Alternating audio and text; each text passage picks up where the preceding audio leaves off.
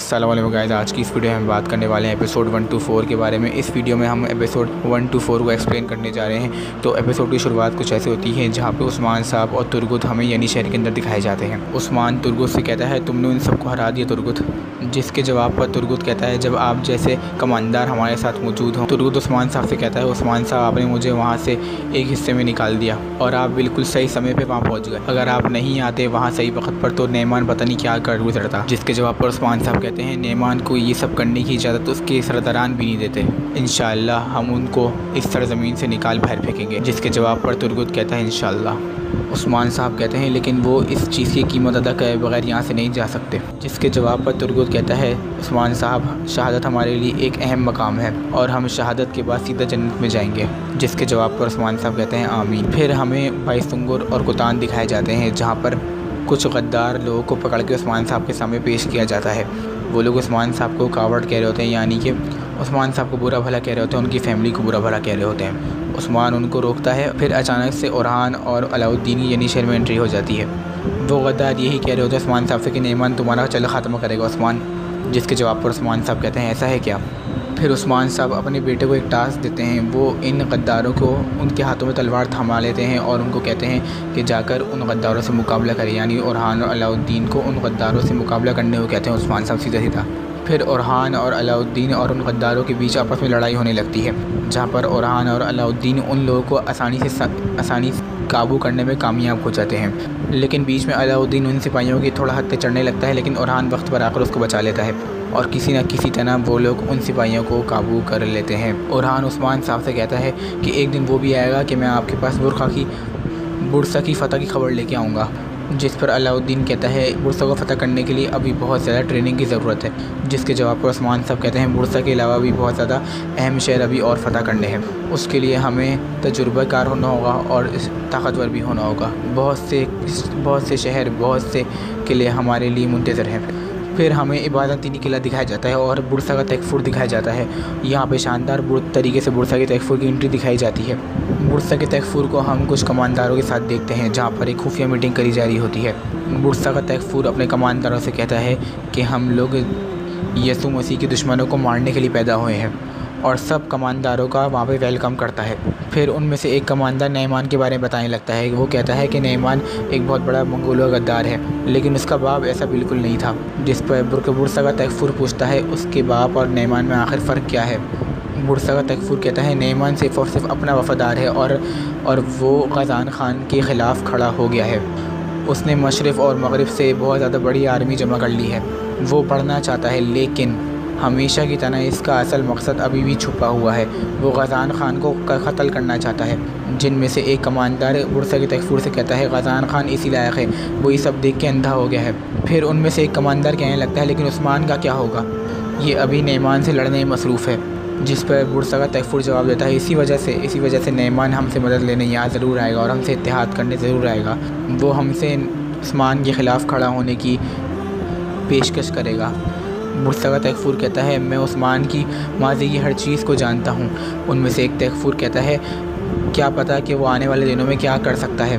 Bursa का तकफुर कहता है, उस्मान का कोई फ्यूचर नहीं है आगे। बुरसा अब मेरी कमांड में है, लेकिन मैं ये सब करके दिखाऊंगा, नेमान के साथ या फिर नेमान के बग़ैर। तो गाइस, आज की वीडियो में इतना ही। अगर आपको वीडियो अच्छी लगी हो तो लाइक कीजिएगा वीडियो में। तब तक के लिए अल्लाह हाफ़िज़।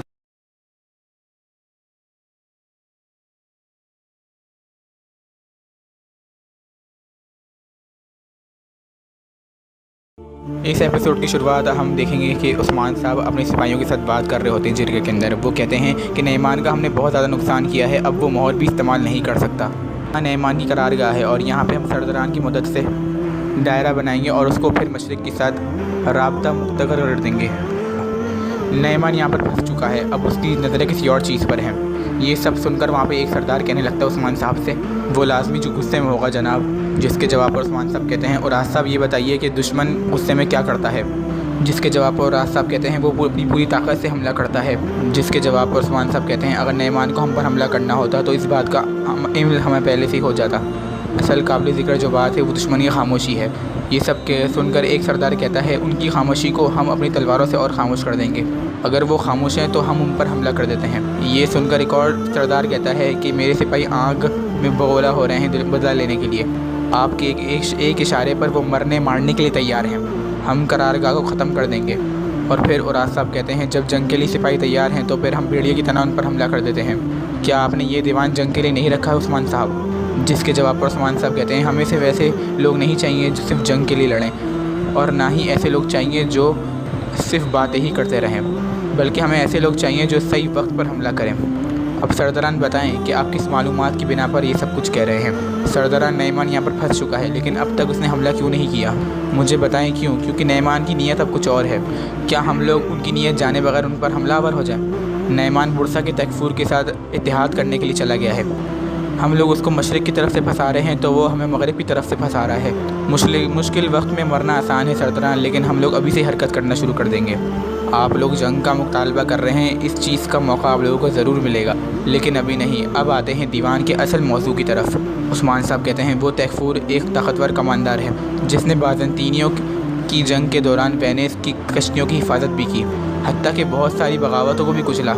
वो कई जंगों में फाते भी रहा है। फिर उस्मान साहब बुरान से पूछते हैं, हमारे पास कितने कैदी हैं? जिस पे बुरान जवाब देता है, 12 जनाब। फिर हम दूसरे सीन में देखते हैं कि नईमान बैत बुरसा के तकफूर के पास बाज़ंतीन किले में जा चुका है।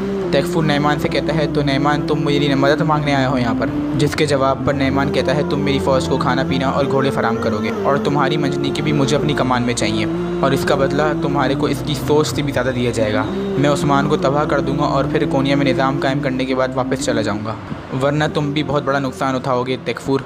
ये सुनकर फ़ारिस कहता है कि मुझे चरवा उस्मान मत समझो, ये तुम्हारी बहुत बड़ी गलती होगी नईमान। जिसके जवाब पर नईमान कहता है, तुम्हारी दीवारें तुम्हें नहीं बचा पाएंगी तकफूर। तुम यहाँ से बाहर जाओगे तो तुम्हारे गले के आर पार कोई तीर हो भी सकता है। तुम्हारा दुश्मन उस्मान है, मैं तुम्हारा दुश्मन नहीं हूँ। जिस पर तकफूर कहता है, तुम्हारी इतरानी की वजह से फ़र्ज चंगेज़ खान की मोहर है। पर कहने लगता है तकफूर कि मैं नाकाबिल तक़सीर किलेदार हूँ। ये सुनकर नईमान का आदमी आगे बढ़ने लगता है, लेकिन नईमान उसको अपने हाथ से इशारे से रोक देता है। जिस पर तकफूर कहता है, हम तुम जैसे वहशियों से बरसों से लड़ते आ रहे हैं। तकफूर नईमान से कहता है, मैं तुम्हें 2 मिनट में तबाह कर सकता हूँ नईमान, लेकिन तुम्हारे पास अभी एक और मौका है। तकफूर नईमान से कहता है, हम दोनों ही उस्मान के दुश्मन हैं, लेकिन मैं तुम जैसे वहशियों के साथ इत्तेहाद करने से पहले थोड़ा सोचूंगा। जिस पर नईमान कहता है, हम दोनों के लिए तुम्हें बेहतरीन का इंतखाम करना होगा। और यही कहते ही नईमान वहाँ से चला जाता है। नईमान के वहाँ से जाने के बाद तकफूर का अहम आदमी उससे कहने लगता है, हम नईमान की जान यहाँ पर 1 मिनट में ले सकते थे। जिसके जवाब पर तकफूर कहता है, नईमान ने हमें धमकी नहीं दी, उसने सिर्फ उस्मान के ख़िलाफ़ इत्तेहाद करने की पेशकश की है। उसके गुस्से का इस्तेमाल करने के बजाय उसे मारे क्यों? नईमान मेरी तलवार होगा। फिर हमें उस्मान साहब के जरिए का सीन दिखा जाता है, जहाँ पर उस्मान साहब जरकुता ऐसे कहते हैं कि हमला तुम करोगे, तुम अपनी दाढ़ी मुंडवा कर और उसकी नीचे आँखों के नीचे काला रंग लगाओगे। उस्मान साहब जरकुता से कहते हैं, जरकुताई मैं चाहता हूँ कि तुम ये चीज़ मालूम करो कि नईमान हम लोगों से क्या चीज़ छुपा रहा है। जिस पर जरकुताई कहता है, जैसा आपको हुक्म हुजूर। फिर उस्मान साहब सरदारान से कहते हैं, आप लोग सिपाहियों की तरबियत करेंगे, जो भी तलवार थाम सकता है उसकी मदद करें, लोहार भी और तमदरस भी। जिसके जवाब पर एक सरदार कहता है, एक मुदरस जंग में क्या करेगा? इस पर उस्मान कहता है, यकीनन पहले तो ये मुदरस के लिए मुश्किल काम होगा, लेकिन जब वो लोग तरबियत पाकर फ़ौज में आ जाएंगे तो वो बाकी सिपाहियों से मुख्तलिफ नहीं होंगे। मैं बुरसा की तरफ बढ़ूँगा।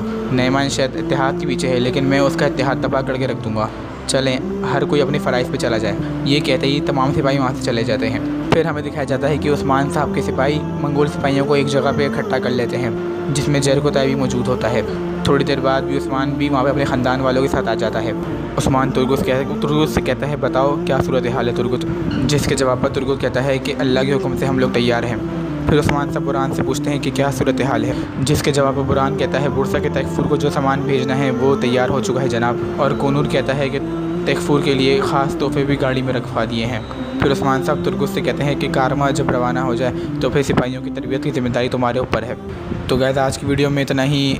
अगली वीडियो में हम पार्ट 3 इसमें बताएंगे, पार्ट 3 में कि आगे इस एपिसोड में क्या होगा। अगर आपको वीडियो अच्छी लगी तो लाइक करिएगा। मिलते हैं अगली वीडियो में, तब तक के लिए अल्लाह हाफ़िज़। इस वीडियो के आगाज़ में हम देखते हैं कि नईमान का एक एलची बाज़ंतीन तकफूर के पास होता है। नईमान का एलची कहता है कि कमांडर नईमान आपके जवाब के मुंतज़र हैं। जिस पर तकफूर उससे पूछता है कि नईमान की फ़ौज में कितने लोग हैं। जिस पर एलची जवाब देता है, हज़ारों की तादाद में उसके लिए जान देने के लिए निछावर है। जिस पर तकफूर कहता है, ठीक है, अब गज़ान खान की फ़ौज का बताओ। जिस पर एलची कहता है, उसकी फ़ौज में तकरीबन लाखों की तादाद में लोग हैं। जिस पर तैकफुर कहता है एलची बनना बहुत मुश्किल काम है, हर काम एहतियात से किया जाता है, मुझे जवाब दो एलची। तैकफुर एलची से कहता है नईमान के पास जो मोहर है उस मोहर से तातारी फ़ौज और मंगोल फ़ौज अगर आपस में मिल जाए तो इल्हानी सल्तनत का मुकाबला कर सकते हैं, मुझे जवाब दो एलची। जिस पर एलची तैकफुर से कहता है मैं यहाँ पर जवाब देने नहीं जवाब लेने आया हूँ। जिस पर तैकफुर कहता है मुझे अपना जवाब मिल गया, और वो उसके हाथ में खंजर वो उसकी मार तैकफुर अपने हाथ में खंजर से गले में फेंक के मारता है और उसके तीरंदाज उसके दोनों सिपाहियों को खात्मा कर देते हैं, और तैकफुर कहता है ये मेरा जवाब था। जिस पर उसका खास आदमी पूछता है हमने क्या सही फैसला किया है जनाब। जिस पर तैकफुर जवाब देता है कि कटे हुए सर ऊंचे सर से बेहतर होते हैं, मैं उस्मान का खात्मा करने के लिए गजान खान से दुश्मनी नहीं बोल सकता, वक्त आने पर इस जंग को मैं ही ख़त्म करूंगा। फिर हमें उस्मान साहब को दिखाया जाता है जहाँ पर उस्मान साहब अपने सिपाहियों के साथ जा रहे थे, अचानक से वो अपना रास्ता बदल लेते हैं। कहता है यानी शहर का रास्ता इस तरफ है जनाब। जिस पर उस्मान कहता है कि हम कुनाबा के करीब गार में जा रहे हैं, यानी शहर नहीं जाएंगे अभी। ये सुनकर बुरान कहता है वहाँ पर तो नौकर पहरा दे रहे हैं। जिस पर कोनूर कहता है उनकी तादाद हमसे 3 गुना ज़्यादा है जनाब, अगर हम अंदर चले भी गए तो बगैर नुकसान के वापस नहीं आ सकते। कोनूर उस्मान से कहता है कि अगर आप हुक्म दें तो हम यहाँ से चले जाते हैं, वहाँ पर घात लगा के हमला भी नहीं किया जा सकता। जिस पर उस्मान कहता है नहीं वो रास्ता लंबा है, हम इसी रास्ते से जाएंगे, हम उनके सामने खड़े होंगे और उनके जिंदा ज़मीन में दफन कर देंगे। अब तुम लोग मेरी बात गौर से सुनो। फिर हम देखते हैं कि कुछ नौकर सिपाही जा रहे होते हैं और वहीं पर उस्मान और उसके सिपाही घात लगा के बैठे होते हैं। जैसे ही वो नौकर आगे बढ़ते हैं तो बहुत से घोड़े उनके सामने आ जाते हैं और इसी चीज़ का फ़ायदा उठाते हुए उस्मान के सिपाही उनके ऊपर तीर बरसा देते हैं। उस्मान अपने बेटों से कहता है कि बेटो तुम लोग जानते हो कि तुम लोगों को क्या करना है अब। फिर उसके बाद भी उस्मान अपनी तलवार निकाल के मंगोल सिपाहियों को जहन्नुम वासिल करने लगता है। फिर उरहान भी एक जगह छुप जाता है, जैसे ही उसके ऊपर नौकर हमला करते हैं वो उस जगह से हटकर फ़ौरन उन नौकरों का खात्मा कर देता है। इन सब नौकरों का खात्मा करने के बाद उस्मान इन लोगों से कहता है मैं तुम सबको मार डालूंगा और एक एक चुन चुन के तुम लोग को इस सरजमीन से बाहर फेंकूंगा। उस्मान अपने सिपाहियों से कहता है अब हम सुल्तान मसूद के पास जाएंगे, हम उनको ज़्यादा इंतज़ार नहीं करवाएंगे। फिर उसके बाद हमें रात का वक्त दिखाया जाता है जहाँ पर उस्मान साहब सुल्तान मसूद के पास पहुँच चुके होते हैं। उस्मान सुल्तान मसूद से कहते हैं कि बहुत जल्द हम लोग बहुत बड़ी जंग शुरू करने वाले हैं, लेकिन नईमान की क़यादत में अभी भी दुनिया है। जिस पर उस्मान सुल्तान मसूद से कहता है कि एक वक्त ऐसा भी था जब आप आए थे और गेहातू को मारने से मुझे रोक रहे थे। जिस पर सुल्तान मसूद कहते हैं ये सब मैंने मसाइल से बचने के लिए किया था। जिस पर मैं सोच रहा था कि अमन बरकरार रखने का यही एक तरीका है। ये सुनकर उस्मान कहता है उनकी भी यही सोच है, वो लोग समझ रहे हैं कि अगर वो नईमान के साथ काम करते हैं तो नईमान शायद बच जाएगा। ये जंग हक और बातिल की जंग है, ये जंग दूसरी जंगों से बिल्कुल मुख्तलिफ है। ये सुनकर सुल्तान मसूद कहता है आप हक पर हैं उस्मान सुल्तान मसूद से कहता है ये मत भूलिएगा कि आपने हमारी हिमायत का वादा किया है। जिस पर सुल्तान मसूद कहते हैं नहीं भूलूंगा। इस एपिसोड की शुरुआत में हम देखते हैं कि शेख अदवाली बड़ी काफ़िले के साथ जंगल में जा रहे होते हैं। उनकी रफ्तार काफ़ी ज़्यादा हल्की होती है कि अचानक से जंगल में घात लगा जाती है मंगोलों की तरफ से। मंगोल सिपाही शेख अदवाली दरवेशों के ऊपर तीर बरसाने लगते हैं। उनमें से एक दरवेश शेख अदवाली को कहने लगता है शेख यहाँ से चलते हैं। जिस पर शेख अदवाली कहते हैं हम इनसे पीछे हटने वाले नहीं हैं, हम इनका डट कर मुकाबला करेंगे, आज शहादत का दिन है। फिर अचानक से वहाँ पर नईमान की एंट्री हो जाती है, वो अपने सिपाहियों को हमला करने का कहता है, जिस पर एक बड़ी तादाद नईमान की सिपाहियों की शेख अदवाली के दरवेशों पर हमला कर देती है। शेख अदवाली बहुत से मंगोलों को जहन्नुम हासिल करने में कामयाब हो जाते हैं, लेकिन साथ साथ उनके दरवेश भी बहुत ज़्यादा शहीद हो रहे होते हैं। शेख अदवाली और उनके दरवेश मुसलसल मंगोलों का मुकाबला कर रहे होते हैं। दौरान लड़ाई शेख अदवाली के कंधे पर जख्म आ जाता है, जिसको मंगोल के कमांडर ने हमला करके उनको ज़ख्मी कर दिया था। ये देखकर नईमान कहता है आज तुम मर जाओगे अदवाली, उस्मान भी तुम्हारे साथ मरेगा। जवाबन शेख अदवाली बुलंद आवाज़ से कहते हैं मौत हमारी शहादत है। एक मंगोल सिपाही शेख अदवाली को गिराने में कामयाब हो जाता है। जैसे ही वो मंगोल सिपाही शेख अदवाली के ऊपर हमला करने लगता है कि अचानक से उस्मान बी की एंट्री हो जाती है और बुलंद आवाज़ से उस्मान बी कहते हैं कि शेख मैं आ गया, और उस्मान बी का फेंका हुआ तीर मंगोल सिपाही के आर पार हो जाता है। फिर देखते हैं हम उस्मान और उसके सिपाही नईमान के सिपाहियों पर तीर बरसाने लगते हैं, और फिर हम नईमान को देखते हैं जिसके चेहरे का रंग उड़ चुका था। और फिर हम शेख अदवाली को देखते हैं जो अल्लाह का शुक्र अदा कर रहे होते हैं।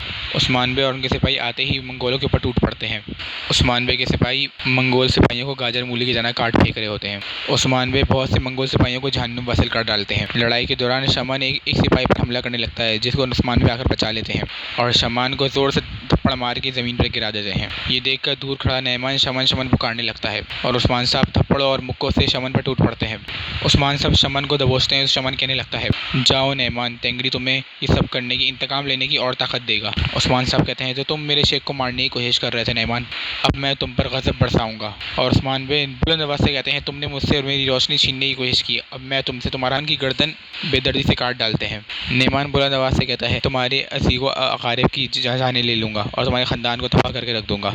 ये सब के जवाब में उस्मान साहब कहते हैं, ये सब आने वाले वक्त में देख लिया जाएगा कौन किसकी जान लेता है। और फिर नैमान वहाँ से चला जाता है। फिर हम देखते हैं कि तुर्गुश शेखर वाली वहाँ से रवाना हो जाते हैं।